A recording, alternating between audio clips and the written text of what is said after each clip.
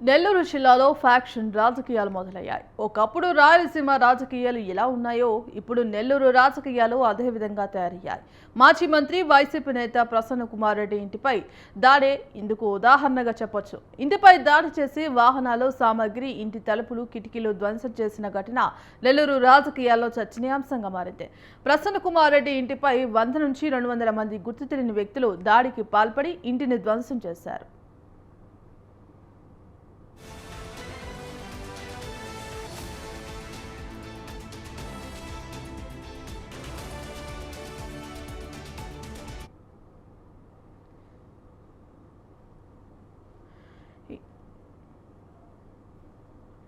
ఇంటిలో ఉన్న ఏ ఒక్క గదిని వదలకుండా సామగ్రిని పూర్తిగా ధ్వంసం చేశారు. ఇంట్లో ఉన్న సీసీ కెమెరాలు సైతం ధ్వంసం చేసి ఈ దాడికి పాల్పడ్డారు. నిన్న కొవ్వూరులో జరిగిన వైసీపీ విస్తృత స్థాయి సమావేశంలో ప్రసన్న కుమార్ రెడ్డి కొవ్వూరు ఎమ్మెల్యే వేమిరెడ్డి ప్రశాంత్ రెడ్డిపై ఘాటును విమర్శలు చేసిన కొద్దిసేపటికే ఈ ఘటన చోటు చేసుకోవడంపై అనుమానాలు వ్యక్తమవుతున్నాయి.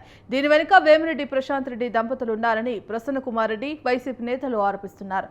దాడి ఎవరు చేయించారు, దాడికి పాల్పడ్డ వారిపై చర్యలు తీసుకోవాలని ప్రసన్న కుమార్ రెడ్డి కుటుంబ సభ్యులు ఇచ్చిన ఫిర్యాదు మేరకు పోలీసులు దర్యాప్తు చేపట్టారు.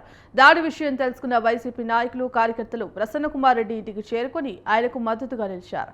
ఇందుకు సంబంధించి కంప్లీట్ అప్డేట్స్ మా కరెస్పాండెంట్ మునీంద్ర అందిస్తారు. మునీంద్ర, ఇప్పటి వరకు నెల్లూరు జిల్లా రాజకీయాలు ప్రశాంతంగా కొనసాగేవి. అయితే ఇప్పుడు మాజీ మంత్రి వైసీపీ నేత ప్రసన్న కుమార్ రెడ్డి ఇంటిపై దాడితో నెల్లూరు రాజకీయాలు ఇటు జిల్లాతో పాటు రాష్ట్రంలో చర్చనీయాంశంగా మారాయి.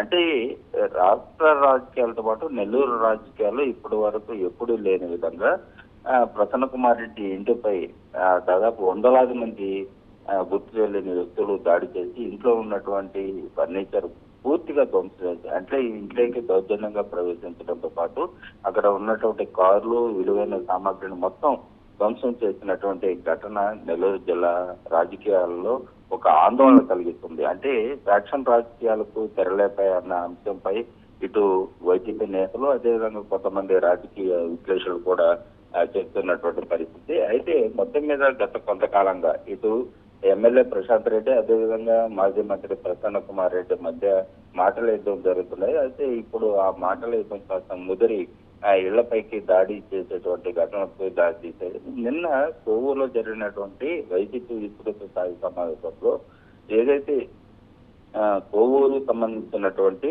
గతంలో వైసీపీ హయాంలో చేసినటువంటి పనులన్నీ కూడా ఇప్పుడు ప్రస్తుతం కూటమి ప్రభుత్వం హయాంలో చేస్తున్న విధంగా చెప్పుకుంటున్నటువంటి వేమిరెడ్డి ప్రశాంత్ రెడ్డిపై మాజీ మంత్రి ప్రసన్న కుమార్ రెడ్డి చేసినటువంటి వ్యాఖ్యలు, అదేవిధంగా కొన్ని ఘాటైన, అంటే గతంలో ఆ ప్రసన్న కుమార్ రెడ్డి పైన ఆయన అప్పులు చేయడంలో పిహెచ్డి చేశాడన్న ఆ విషయంపై స్పందించినటువంటి ప్రసన్న కుమార్ రెడ్డి ఆమె పైన కూడా కొంత వ్యక్తిగతంగా విమర్శలు చేయడం జరిగింది. అయితే ఆ దాడి, ఆ సంఘటన జరిగిన విస్తృత స్థాయి జరిగినటువంటి ఆ కొద్ది గంటల్లోనే రాత్రి 7 గంటల సమయంలో ప్రసన్న కుమార్ రెడ్డి ఇంటి పైన గుర్తు తెలియని వ్యక్తులు దాడి చేశారు. ఆ దాడి జరిగినటువంటి సమయంలో ఇటు ప్రసన్న కుమార్ రెడ్డి గాని అతని కుటుంబ సభ్యులు ఎవరో లేకపోవడం, కేవలం ఆ తల్లి మాత్రమే ఉండడంతో వారు చేసినటువంటి దాడిలో ఎవరైనా ఉంటే కనీసం అక్కడ ఉన్న వారని కూడా ప్రసన్న కుమార్ రెడ్డి, అదేవిధంగా అతని కుమారుని కూడా చంపే ప్రయత్నం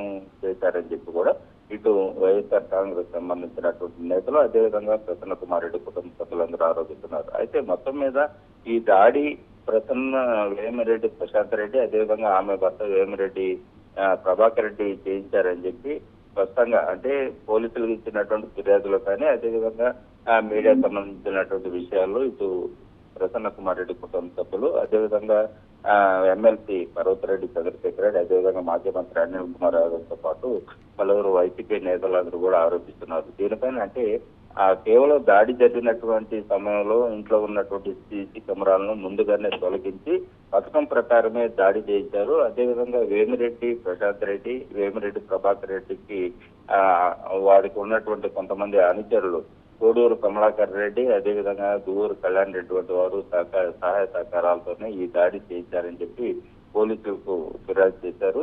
మొత్తం మీద అంటే దాడి జరిగినటువంటి ఘటనకు సంబంధించినటువంటి దాడికి ఎవరు పాల్పడ్డారు, అయితే ఇంటిలో ఉన్నటువంటి సామాగ్రి ఏ మేరకు ఆస్తి నష్టం జరిగిందని చెప్పి ఇప్పటికే పోలీసులు దర్యాప్తు చేపట్టారు. చుట్టుపక్కల ఉన్నటువంటి సీసీ కెమెరాల ఫుటేజ్ ఆధారంగా సేకరించి ఎవరైతే దాడికి పాల్పడ్డారో వారిపై చర్యలు తీసుకుంటామని చెప్పి పోలీసులు కూడా అందించారు. అయితే నెల్లూరు జిల్లాలో జరిగినటువంటి ఈ ఘటనకు సంబంధించి రాత్రి పెద్ద ఎత్తున ప్రసన్న కుమార్ రెడ్డి ఇంటికి వైఎస్ఆర్ కాంగ్రెస్ పార్టీ Right. నేతలు కార్యకర్తలు అందరూ చేరుకుని దాడికి ప్రతి దాడే ఇది చేయక తప్ప అని చెప్పి కూడా వేమిరెడ్డి దంపతులను కూడా హెచ్చరిస్తున్నారు.